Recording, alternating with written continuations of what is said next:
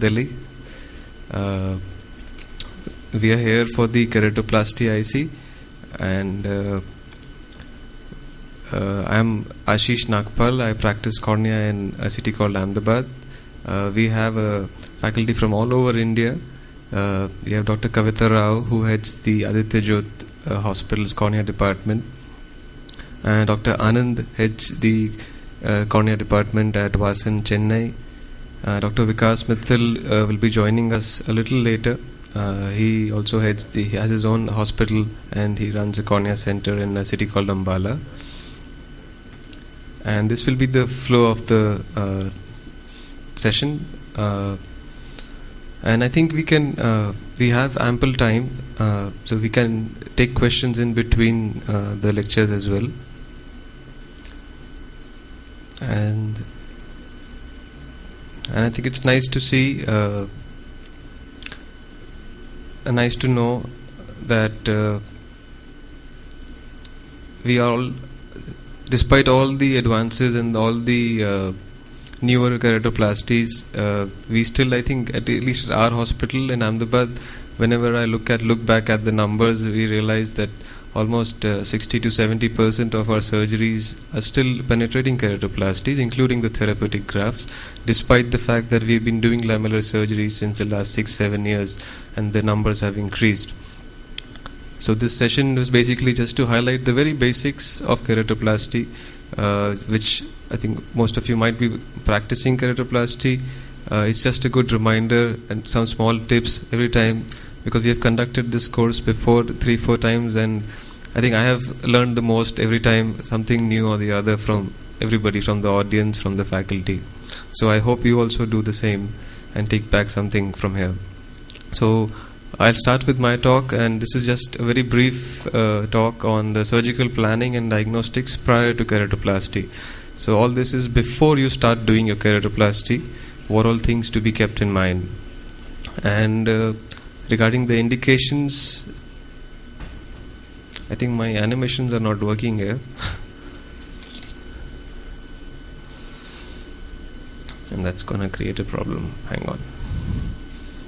Okay.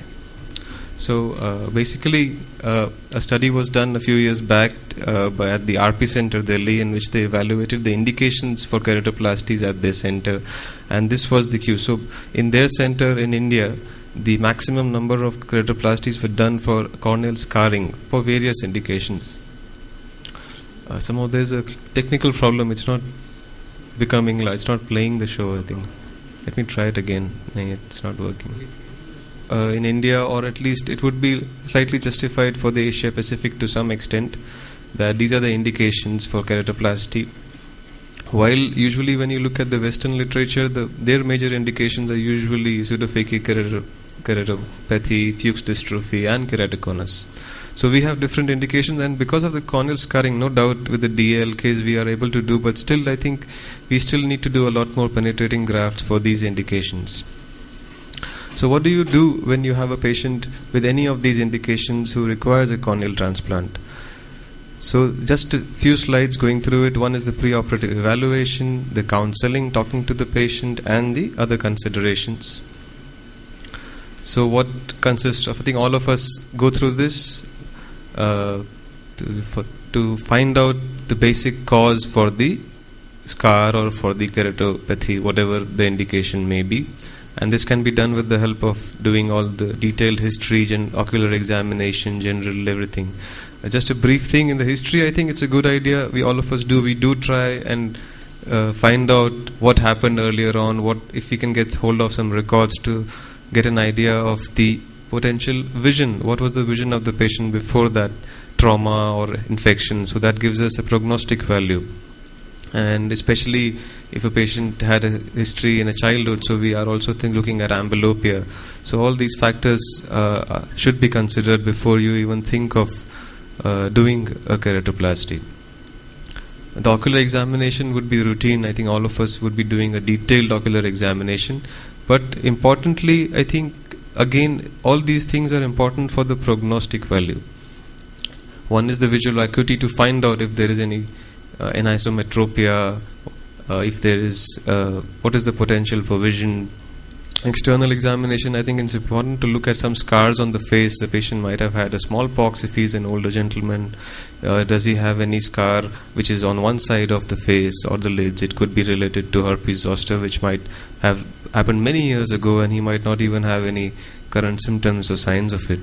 But then it would have an impact on the post-operative prognosis of the graft.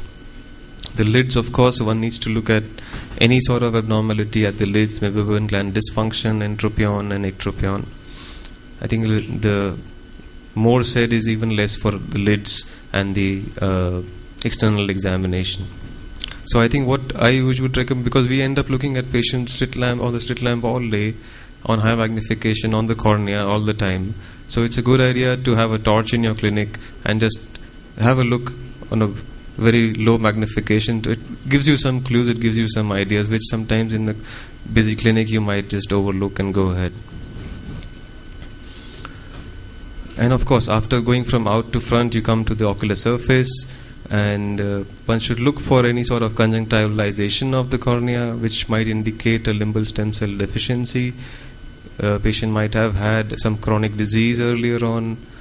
So it's a good idea, because these cases will not be good cases for a keratoplasty because they don't have enough limbal stem cells to epithelize. The patient might have some active inflammation. So there might be low-grade inflammation, there might be low-grade conjunctival inflammation which might be not there on that particular day if he or she is using some drops. So it's a good idea to find out if the patient has any chronic conjunctivitis. And of course, dryness. So you can do certain tests to find out. You can use fluorescein to use the Schirmer's to figure out if there is any underlying tear meniscus, tear related deficiency. And if there is, I think that can be addressed before the surgery. And also sometimes that because by doing a keratoplasty you are going to induce a neurotrophicity anyways. So it's a good idea one can actually do a tarsorrhaphy or a punctal plug at the time of the primary graft. The IOP is a challenge, figuring out the IOP in all these scarred corneas or abnormal corneas. But one should do whatever one can to figure out if the patient has any chance of having a glaucoma pre-existing, because the IOP can have a deep impact on the survival of the graft. It can accelerate. It has been shown that it can accelerate the endothelial cell loss, and it would be ideal to do a filtering procedure before doing a keratoplasty. But sometimes even that is a tricky thing to do because you don't have any visibility inside. So it needs to be balanced, and this needs to be considered. And I think as we go along, it would be important to discuss with the patient considering the IOP as well. These are just a list of few relative contraindications for keratoplasty. This patient is of course an absolute contraindication, what you can see. But patients, because all these are related to the survival of the grafts, if this patient has aniridia patients can also have an associated limbal stem cell deficiency.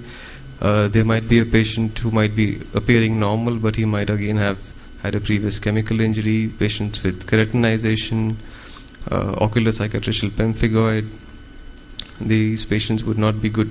And of course, if there is a lot of corneal vascularization, anything more than 2 quadrants would be getting on a higher risk. And if you are going to do that, it would need decision making from your side to know whether the patient does really require a graft, because with all the effort and time, everything that is being put in, and the graft doesn't survive more than a year, I don't think it's worth it. So I have kept counseling or talking to the patient as second, because I think it's very, very important. After you have taken a clinical decision that the patient requires surgery, I think talking to the patient is the key, because they are not aware of what they are getting into, because it's a lifelong process. And usually you need to talk to them, you need to talk to their relatives, you need to get an idea about their socio-economic condition, whether they'll be able to afford the follow-ups. They might be able to afford the surgery, but will they be able to afford the follow-ups which are required coming and going. You need to make them understand that even the visual rehabilitation takes a long time. It's not something immediate. And of course, despite having done everything, you might end up with a glaucoma or a rejection, or if nothing else, astigmatism can prevent any visual rehabilitation. So I think all the other factors related to the surgery, the preoperative, would be discussed as we go along. But just to highlight a few things, we will be taking the simple precautions as we do for any ocular surgery of preoperative. If you have a protocol of using topical antibiotics on the same day, or you want to start some, or using 5% povidone iron drops, and IOP control with mannitol, and also using a good digital massage in all these cases. Intraoperative considerations, I think just a point on the diagnostics. One is, I think the UBM is a very useful tool after the B scan, just to rule out any posterior segment pathology, to help you guide surgically, to sometimes know where do you want to initiate after doing a partial trephination, where do you want to enter inside the anterior chamber, so that you don't damage too much of the iris when you're going into it. So sometimes it's useful for that. The OCT as such has not been very useful. Only OCT these days sometimes we use to take a decision whether the patient should undergo a full thickness graft or a deep lamellar graft, whether there is a lot of stromal scarring. So it helps sometimes in taking that decision.